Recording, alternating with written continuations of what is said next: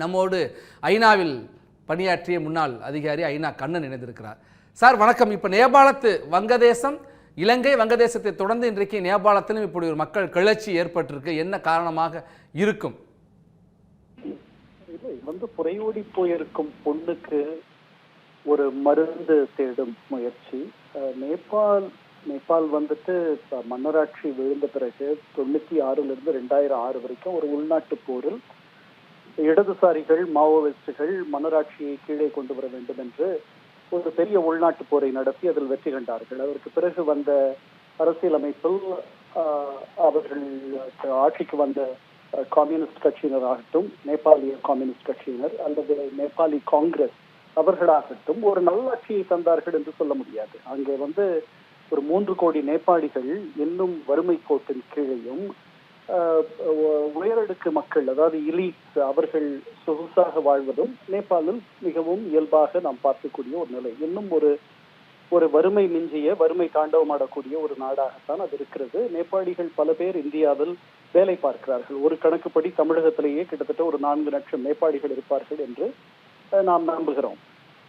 இந்தியாவில் ஒரு 40 லட்சத்திலிருந்து 80 லட்சம் பேர் வேலை பார்க்கிறார்கள் என்றும் ஒரு தகவல். ஆனால் நமக்கு சரியான கணக்கில்லை இதற்கெல்லாம்.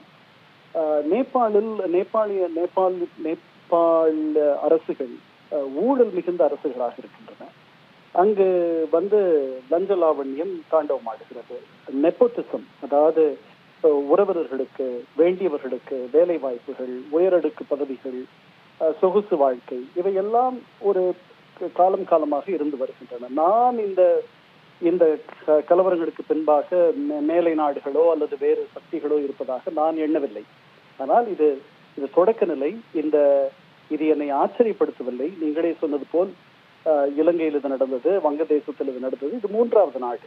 இந்த ஆப்பிரிக்க நாடுகளிலும் ஆசிய நாடுகள் பலவற்றிலும் இந்த சிக்கல்கள் தொடர்ந்து இருக்கின்றன. ஆளும் வர்க்கத்தினருக்கும் ஆளப்படுபவர்களுக்கும் ஒரு பெரிய இடைவெளி, பொருளாதார சமூக இடைவெளி என்பது எப்போதும் இருக்கிறது. அந்த இடைவெளி என்று குறைகிறதோ அன்றுதான் அந்த நாடு அமைதியையும் சுபிக்ஷத்தையும் நோக்கி மேலே செல்லும். இந்த இடத்துல இன்னொரு கேள்வியும் எழுது சார். இலங்கை, வங்கதேசம், இப்போ நேபாளம், 3மே இந்தியாவுக்கு அண்மையில் இருக்கின்ற நாடுகள். 3லையுமே அடுத்தடுத்து ஒரே மாதிரி மக்கள் கிளர்ச்சி, இந்த போராட்டமானது நடைபெறுகிறது. இதனால் இந்தியாவுக்கு வெளியுறவுத்துறை சார்ந்தோ அல்லது இந்தியாவுக்கு உள்நாட்டுக்குள்ள ஏதேனும் எதிர்காலத்தில் பிரச்சனைகள் வருவதற்கான வாய்ப்பு இருக்கா? இதனுடைய தாக்கத்தின் வெளிப்பாடா? இல்லை, நமக்கு இவை அண்டை நாடுகள் என்பதனால் நாம் இவற்றை கூர்ந்து கவனிக்க வேண்டி கட்டாயத்தில் இருக்கிறோம். இவற்றுடைய அமைதி நமக்கு அமைதியை தரும். அவர்கள் கீழே விழுந்தால் அது நமக்குத்தான் பாதிப்பு. முதல்ல சுற்றுச்சூழல்ல அவர்கள் பாதுகாப்பு சூழலை ஏற்றினால் நமக்கும் அது தொடரும். இப்ப நம்ம வங்கதேசத்திலிருந்து அங்கிருந்து புலம்பெயர்ந்து நம்மிடத்தில் அடைக்கலம் நாடி வந்திருக்கிற அந்த அம்மையாரை நாம் தஞ்சம் இருந்திருக்கிறோம். அது நமக்கு அந்த உறவுகளை சிக்கலாக்கியிருக்கு. இந்த மாதிரி ஏற்கனவே நாம் ஒரு பெரிய அண்ணன் போல் நடந்து கொள்வதாக இந்த நாடுகள் சொல்லுகின்றன. அதனால அவர்கள் அமைதியாக நல்ல முறையில் இருக்கும் வரை அது நமக்கு நல்லது. நான் இன்னொரு செய்தியையும் சொல்ல வேண்டும். அந்த நேபாளத்தை பொறுத்த வரைக்கும், அதாவது அங்க இப்ப என்ன ஆட்சி நடக்குதுன்னா, 2 எதிர்கட்சியும் ஆளும் கட்சியும் சேர்ந்து கூட்டாக ஒரு ஆட்சியை தருகின்றன. அங்க எதிர்கட்சியினருக்கு, அதாவது எதிர்ப்புக்கு வடிகாலே இல்லாமல் போயிடுச்சு.